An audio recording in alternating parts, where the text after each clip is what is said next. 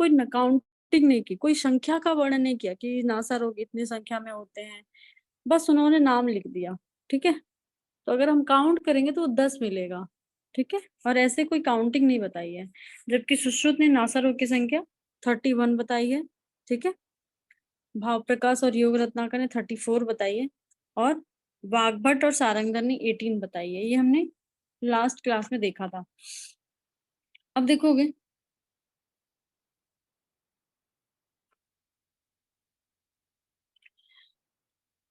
एक श्लोक आई है, श्लोक नंबर 110। बच्चे मेरी क्लास सुन रहे हो या नहीं सुन रहे हो, ये बताओ। कोई आंसर नहीं कर रहे हो। ओसीन सुन क्लास रहे में हैं। हो, प्रेजेंट हो? Yes ma'am. ओसीन,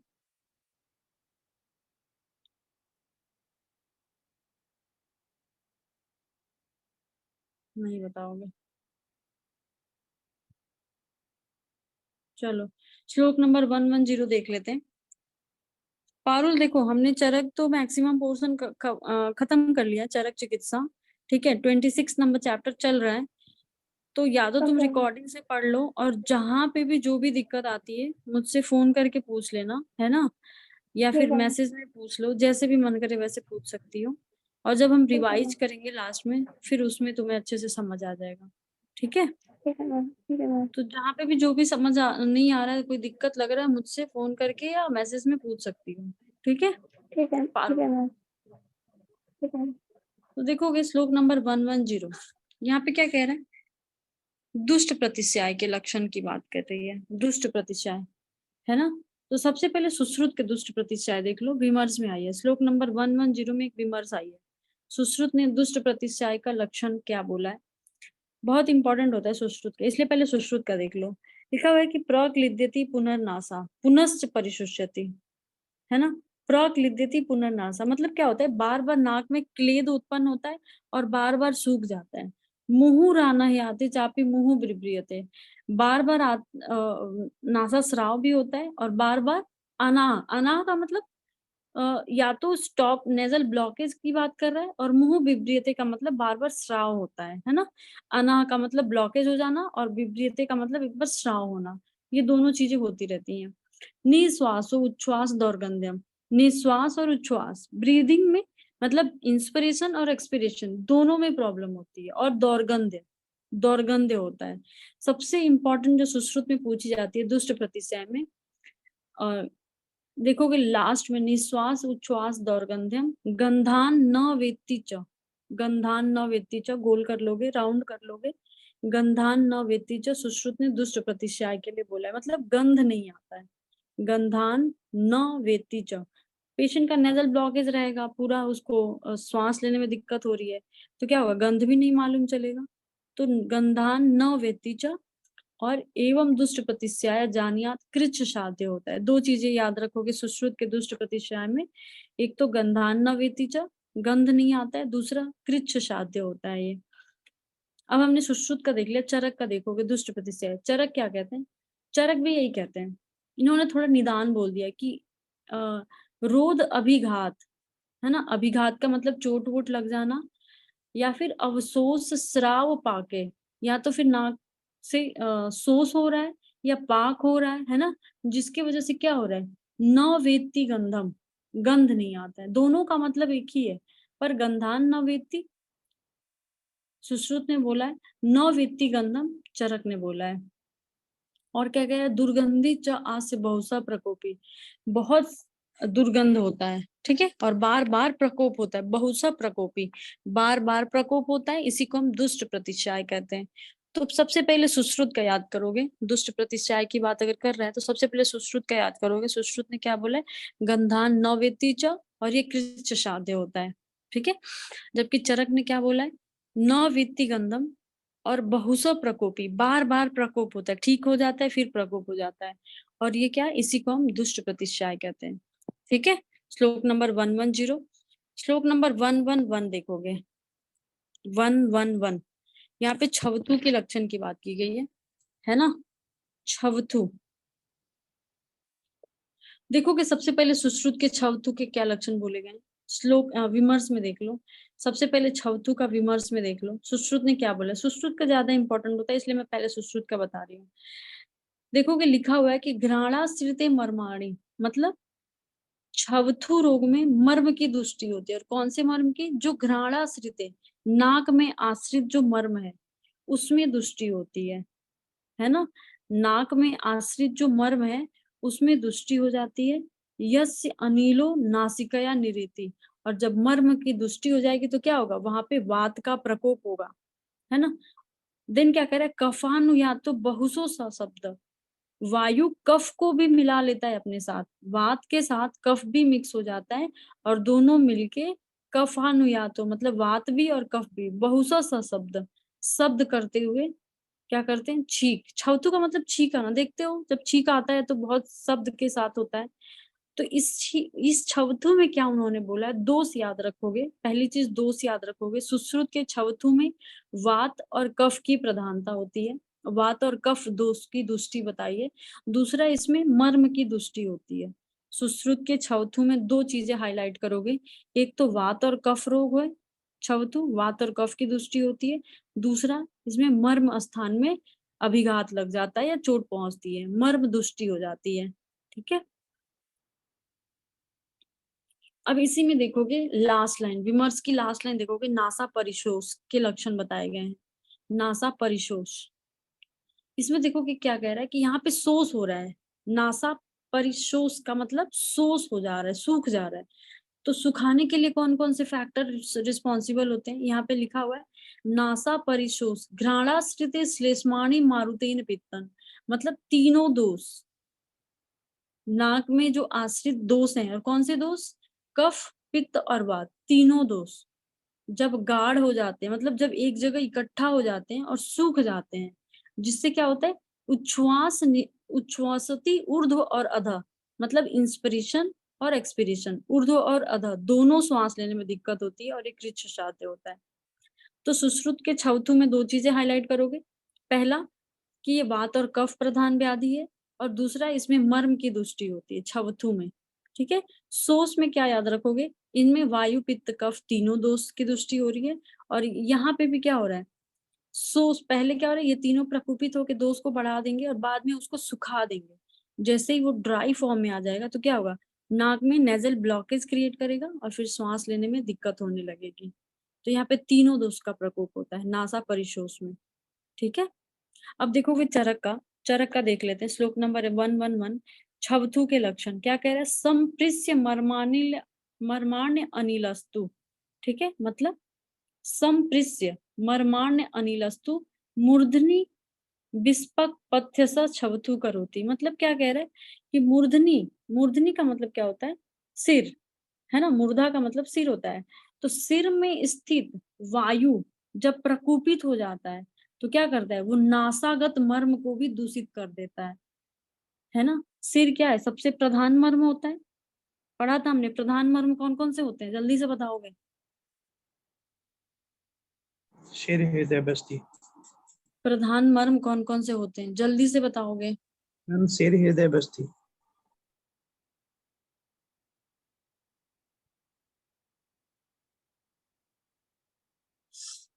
हेलो, हाँ, सिर, हृदय और बस्ती। तो त्रिमर्म में क्या होता है? सिर, हृदय और बस्ती, इन तीनों में सबसे प्रधान मर्म देखा जाए तो सिर होता है ना। तो सबसे प्रधान मर्म सिर होता है। तो वही कह रहा है कि जब वायु, सिर में स्थित वायु ना, मुर्दा, मुर्दा का मतलब सिर, सिर में स्थित वायु जब प्रकोपित हो जाता है तो वो क्या करता है? अपने साथ साथ जो भी अपने आसपास के दोष होंगे, जो भी अपने आसपास का एरिया होगा, सबको दूषित करेगा, है ना। तो यहाँ पे वो क्या कर रहा है? नासागत मर्म को दूषित कर रहा है, नासागत मर्म को दूषित कर रहा है, और वहां से छवथु रोग की उत्पत्ति होती है ना। मतलब यहाँ पे मर्म की ही बात की, कोई दोष नहीं बताया चरक ने, सिर्फ बोला कि मर्म, कौन सा मर्म? सिर में है, सिर वाला मर्म, या फिर सिर याद रख सकते हो, मस्तक में स्थित। उसके बाद से वो क्या कर रहा है? प्रकोपित होके नासागत मर्म को दूषित कर रहा है और छवथु रोग की उत्पत्ति करता है। ठीक है, सेकेंड लाइन देखोगे, विशोषण, घ्राण विशोषण, मतलब नासा परिशोष की बात कर रहे हैं यहाँ पे। यहाँ पे क्या कह रहा है? वही क्रुद्धा स संसोष्य कफम तु, मतलब वायु जब प्रकोपित हो जाए तो क्या करता है, कफ को सुखा देता है। और कौन से कफ को, नासा श्रृंगाटक घ्राण, कफ के साथ साथ नासा श्रृंगाटक घ्राण में स्थित कफ को सुखा देता है। ठीक है, तो यहाँ पे भी वायु और कफ की बात बोली गई, जबकि चरक ने सुश्रुत ने क्या बोला था, तीनों दोष की बात बोली है। सुश्रुत के जो सोस है, परिशोष है, नासा परिशोष, उसमें उन्होंने तीनों दोष की बात की है। परंतु चरक ने क्या बोला है, नासा परिशोष में वायु और कफ रिस्पॉन्सिबल है, और वो जब प्रकोपित हो जाएंगे तो नासा श्रृंगाटक घ्राण विशोषण, नासा श्रृंगाटक और घ्राण को सुखा देते हैं, है ना। तो छोटे छोटे डिफरेंस हैं, याद रखोगे। छवतु चरक के, सुश्रुत के छवतु ज्यादा इंपॉर्टेंट है। मेनली देखो जितने भी हमारे ऊर्ध्व जत्रुगत बीमारियां बोली गई हैं वो सारे मेनली सुश्रुत के ही इंपॉर्टेंट हैं। ठीक है, बट चरक में आया तो हमें एक बार जानना पड़ेगा। तो नासा परिसूस हो गया, इसमें वायु और कफ की प्रधानता है, और ये नासा श्रृंगाटक मर्म आदि स्थान को दूषित कर देता है। जबकि सुश्रुत ने क्या बोला है, छवतु में वात और कफ दोष की प्रधानता होती है, जबकि नासाशोष में तीनों दोष की प्रधानता होती है।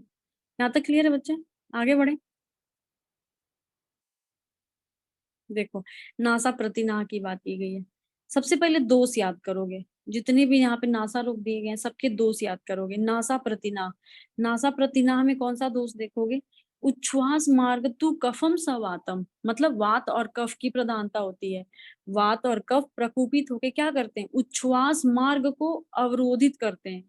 रुंध्यात कह रहा है ना, रुंध्यात मतलब वात और कफ प्रकोपित होके ऊर्ध्व मार्ग को प्रकोपित करते हैं या अवरोध उत्पन्न करते हैं, इसी को हम प्रतिनाह कहते हैं। ठीक है, प्रतिनाह इसी को कहते हैं। सेकंड लाइन में देखोगे क्या कह रहा है, स्राव। लास्ट में देखोगे परिश्रवस्तु बोल गया है, मतलब नासा स्राव के लक्षण की बात बोली गई है। नासा स्राव में क्या होता है, ये स्राव कहाँ से होता है, मस्तुलुंग, है ना, मस्तुलुंग आनंद पीत पक्कम, जो सिर में स्थित हमारा मस्तुलुंग है ना, वो क्या होता है, जब पीत पक पक के पीला हो जाता है, और वही कफ क्या होता है, नासा मार्ग से बाहर निकलता है। तो नासा प्रतिनाह में कफ और वात या वात और कफ की प्रधानता है, जबकि नासा स्राव में अब किसकी प्रधानता है, सिर्फ यहाँ पे देखोगे दोष की बात करें तो पित्त और कफ की बात की गई है। पित्त प्रकोपित होके कफ का स्राव कराता है ना, तो पित्त और कफ की बात की गई है। तो ये तो हो गया चरक का। सुश्रुत का भी देख लोगे, यहीं पे कह रहा है, सुश्रुत क्या कहते हैं, प्रतिनाम में कफा आवृतो वायु उदान संज्ञा, मतलब यहाँ पे इन्होंने क्लियर मेंशन कर दिया कि नासा प्रतिनाम में वायु तो है, पर कौन सा वायु, उदान वायु। उदान वायु प्लस कफ दोनों मिलके अपने ही मार्ग में उल्टे हो जाएंगे, और फिर क्या करेंगे, जब नासा मार्ग में अवरोध उत्पन्न करेंगे, उसी को हम नासा प्रतिनाह कहते हैं। तो ये जितने भी पॉइंट्स है ना सब छोटे छोटे हैं, इनको एक जगह इकट्ठा करोगे। मॉडर्न का मुझे इतना आइडिया नहीं है, सालक्य में पूछ लेना, सर पढ़ाएंगे खुद ही, है ना। नासा प्रतिनाह, नासा स्राव, ये सब बताएंगे। मुझे लगता है नासा प्रतिनाह किसको, नेजल ऑब्स्ट्रक्शन को या नेजल ब्लॉकेज को बोलते होंगे। मुझे बहुत ज्यादा आइडिया नहीं है बच्चे, बहुत दिन हो गया सालक्य पढ़े हुए। मुझे लग रहा है जब मैंने तैयारी करी थी तभी पढ़ा था, उसके बाद तो पढ़ा ही नहीं। तो देख लो कि नासा प्रतिनाह का मतलब कफ और वात मिलके अवरोध उत्पन्न कर रहे हैं, उसी को हम नासा प्रतिनाह कह रहे हैं। नासा स्राव में क्या है, कफ जो है पक गया है ना, मतलब पाकावस्था में चला गया है, और वो फिर नाक से स्राव हो रहा है, उसी को हम नासा स्राव कह रहे हैं। जबकि सुश्रुत ने क्या बोला है, इसमें नासा प्रतिनाह में उदान वायु और कफ बहुत स्पेसिफाई कर दिया, स्पेशली उदान वायु और कफ की बात। जब वो अपने ही मार्ग में विगुड़ित हो जाए, मतलब उल्टे हो जाए, तो क्या करते हैं, नासा मार्ग में अवरोध उत्पन्न करते हैं, इसी को हम नासा प्रतिनाह कहते हैं। स्पेशली दोष वगैरह याद रखोगे। अब देखोगे यहाँ पे नासा परिश्राव की बात की गई, नासा परिश्राव श्लोक विमर्श की फर्स्ट लाइन है नासा परिश्राव। परिश्राव में देखोगे पहली चीज तो अंडरलाइन कर लोगे, अजस्रम अच्छम सलील प्रकाशम, अजस्रम अच्छम सलील प्रकाशम मतलब अजा रक्त, है ना, अजस्रम अच्छम का मतलब अजा के समान स्वच्छ, और रक्त वर्ण का या फिर सलील प्रकाश, सलील वर्ण का क्या होगा, सलील वर्ण का, या फिर अजस्र अच्छा, अजा रक्त के समान शुद्ध, नाक से क्या होगा, स्राव होगा, और स्पेशली रात्रो विशेषण, रात्रि में स्पेशल होगा। पूछा जाता है कि किस काल में नासा परिस्राव सबसे ज्यादा होता है, तो याद रखोगे रात्रो विशेषण ही, रात्रि में सबसे ज्यादा पाया जाता है। ठीक है, इसी को हम नासा स्राव कहते हैं। अब देखोगे श्लोक नंबर 113, 113 क्या कहते हैं, 113 में देखोगे क्या कह रहा है, पूती नस्य, है ना, पूती नस्य की बात की गई है। पूती नस्य में क्या कह रहा है कि नासा स्राव, श्लोक पढ़ोगे, वैवर्ण्यम दौगंध्य उपेक्षया तू स्यात पूती नस्य, मतलब अगर हम विवर्णता और दुर्गंधता की उपेक्षा कर दें, है ना, तो फिर क्या हो जाता है, पूती नस्य उत्पन्न हो जाता है। ठीक है, देन सेकेंड लाइन सबसे ज्यादा इंपॉर्टेंट है, आनह्यते यस्य विशुष्यते, इसको गोल कर लोगे, है ना, रेड पेन से, आनह्यते यस्य विशुष्यते,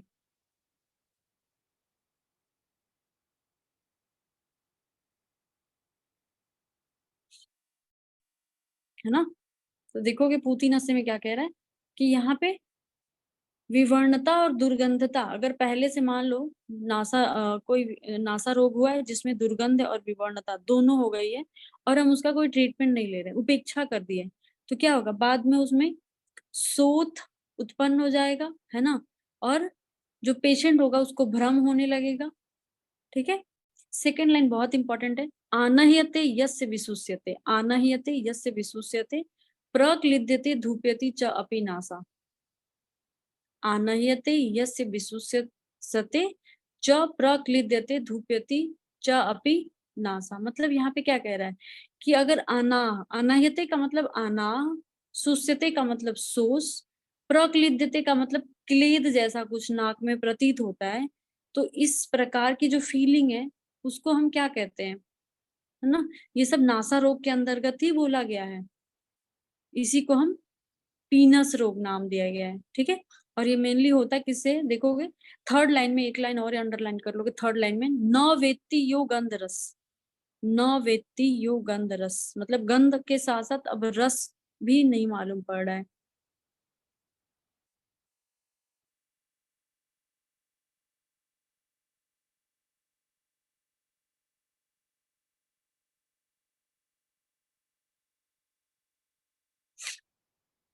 अब इसके बाद देखोगे पूतीनस से हो गया, देन अपीनस, है ना, थर्ड लाइन हम देख रहे थे, अपीनस में न वेत्ति यो गंध रस, यहाँ पे क्या हो रहा है, न वेत्ति यो गंध रस। अभी हमने एक जगह और पढ़ा था दुष्ट प्रतिश्याय, दुष्ट प्रतिश्याय में क्या पढ़ा था हमने, जल्दी से बताओगे, दुष्ट प्रतिश्याय में क्या पढ़ा था,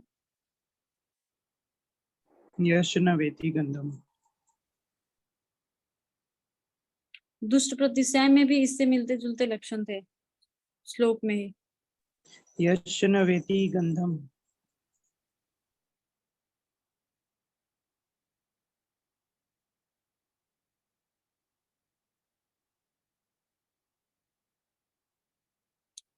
तो देखोगे नहीं बता रहे हो, आगे देखोगे अपीनस में न वेत्ति यो गंध रस, ना गंध मालूम चलता है ना रस मालूम चलता है, और जंतु जुष्टम बहुत इंपॉर्टेंट है, जंतु जुष्टम मतलब उसमें अब कृमि उत्पन्न हो जाते हैं, अगर बहुत पुराना हो गया है अपीनस रोग, तो उसमें क्या होगा, सबसे पहले पेशेंट को तो गंध और रस नहीं मालूम चलेगा, दूसरी चीज नाक में जंतु, जंतु का मतलब छोटे छोटे कीड़े उत्पन्न हो जाएंगे।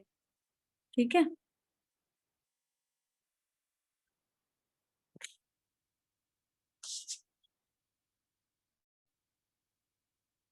बच्चे तुम लोग की आवाज एक्चुअली यहाँ से कुछ, एक सेकंड रुको, मैं ही वॉल्यूम बढ़ा रही हूँ।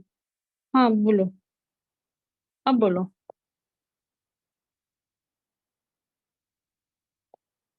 कोई कुछ बोल रहा था बच्चे,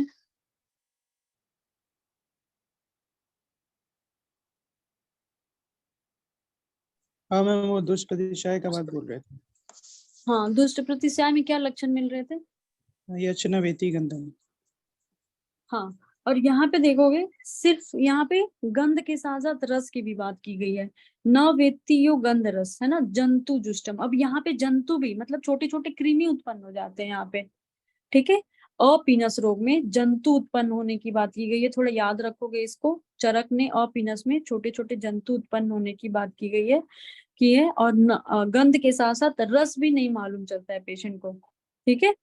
और दोष याद रखोगे। फोर्थ लाइन में 114 में देखोगे, फोर्थ लाइन में अनिल श्लेष्म भव विकार, मतलब वात और कफ प्रधान विकार उत्पन्न होते हैं और इसमें प्रतिस्याय के समान लक्षण मिलते हैं।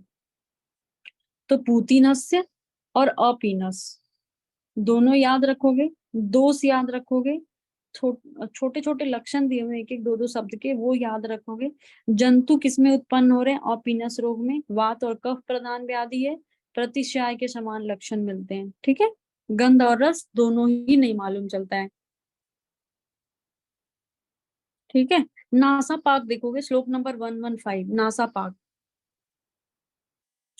नासापाक में क्या होता है देखोगे, सबसे पहले दोष याद रखो। नासापाक में पहली लाइन में लिखा हुआ है रक्त पित्तात, रक्त और पित्त का प्रकोप होता है।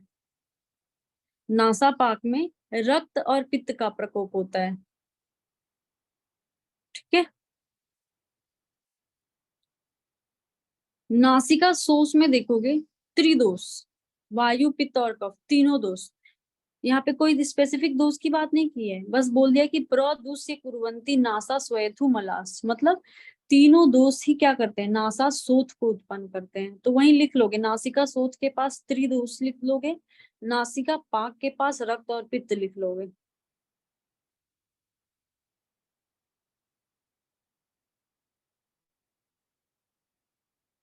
अब देखोगे श्लोक नंबर 116, 116 में क्या कहता है? नासा अर्बुद, ठीक है। नासा अर्बुद देखोगे, नासा अर्बुद में सबसे पहले कौन कौन से दोष और दूसरे की बात की गई है? लिखा है घ्राणे तथो उच्छ्वास गति निरुद्ध मासा अस्त्र दोष अपि, मतलब वातादि दोष तो है ही, दोषादपि कह दिया ना, मतलब तीनों दोष के साथ साथ रक्त और मांस भी दूषित हो रहे हैं। नासा अर्बुद में दोष के साथ साथ रक्त और मांस भी दूषित हो रहे हैं, रक्त और मांस, ठीक है। और जब ये तीनों दोष और रक्त और मांस प्रकुपित हो जाते हैं तो क्या करते हैं? निरुद्ध श्वास गति को रोक के फिर अर्बुद रोग की उत्पत्ति करते हैं। तो सबसे पहले दोष और दूसरे दोनों याद करोगे। इसके बाद क्या कह रहा है? पूय रक्त के लक्षण, ठीक है। पूय रक्त, तो पूय रक्त का भी वही हुआ है, पित्त और रक्त दोनों में, पित्त और रक्त, नासा अर्बुद और पूय रक्त दोनों में भी पित्त और, सॉरी, नासा अर्बुद में तो तीनों दोष और रक्त और मांस है, पूय रक्त में क्या है? रक्त और पित्त। नासिका पाक में हमें रक्त और पित्त मिला था, ठीक है। नासिका पाक में रक्त और पित्त और पूय रक्त में रक्त और पित्त।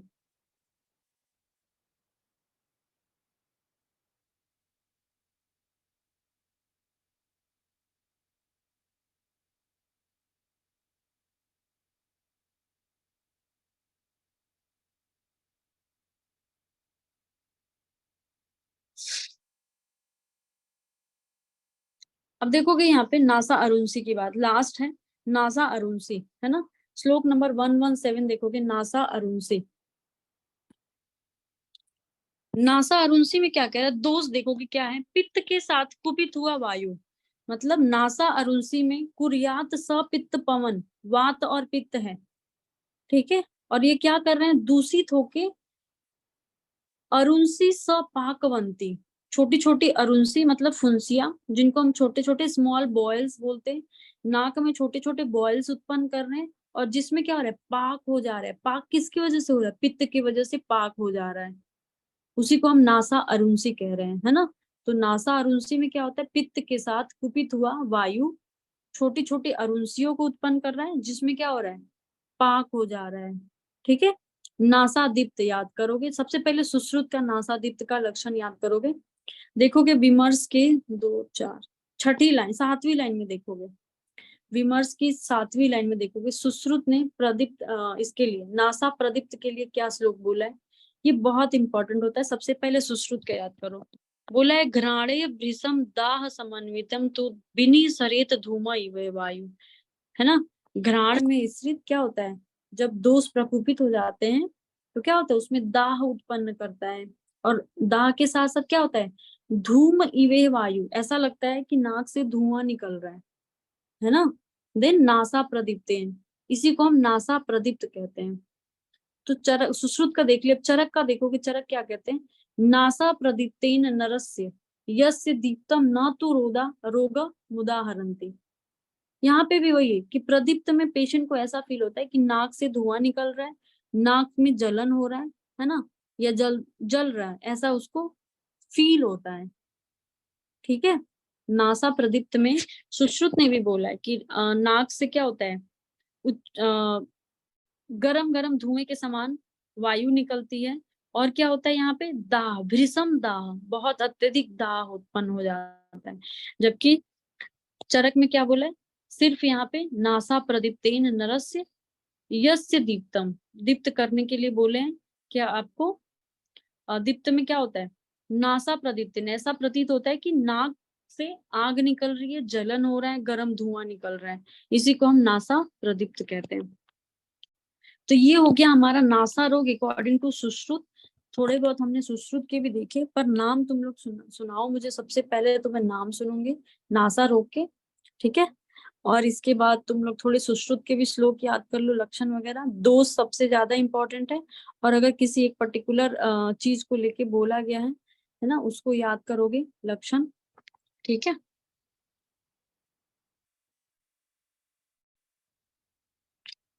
बच्चे याद क्यों नहीं कर रहे, पहले तो मुझे ये बताओ। ये जो चैप्टर है बहुत बड़ा चैप्टर है ना। अभी भी हमने 26 चैप्टर पढ़े हैं, 25 चैप्टर पढ़े हैं। तो बताओ याद करके सुनाओगे, या सिर्फ मैं अपना काम करते चलूं, पढ़ा दूं, पढ़ो ना पढ़ो कोई मतलब ना रखो। तुम ही लोग बताओ भाई, कैसे, क्या चाहते हो तुम लोग।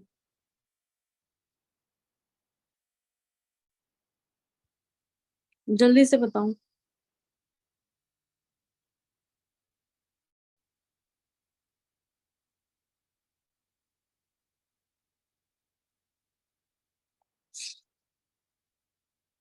है ना, पूरे नासा रोग के नाम सुनाओगे, जो इतने लक्षण हमने बताए उतने लक्षण दोष के साथ सुनाओगे, है ना।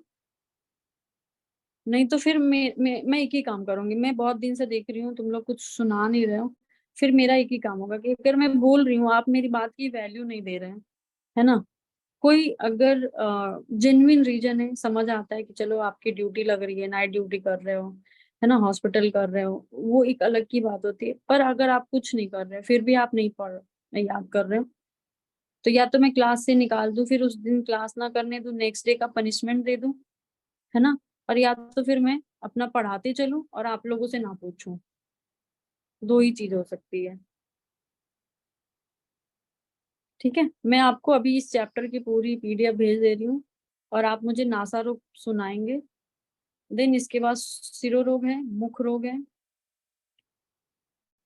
अभी भी हमारा बहुत चैप्टर बाकी है इसमें 26 में, बहुत बड़ा चैप्टर है ये। मैं इसको खत्म कर दूंगी, 2 दिन के अंदर इसको जल्दी से खत्म कर दूंगी, ठीक है। आज बच्चे इतना ही रहने दो, मैं इसको भेज देती हूँ अभी, है ना। आज इतना ही रहने देते हैं, मैं अभी थोड़ा जर्नी करके आई हूँ ना, थोड़ा टायर्ड हूँ, आज इतना ही रहने देते हैं। ओके, पढ़ के आओ कल, है ना। कल जितने कोई अगर नहीं सुनाया, मैं उसको नेक्स्ट क्लास में नहीं करने दूंगी, पनिशमेंट दूंगी फिर। चलो मैं इसको भेज देती हूँ तुम लोगों को।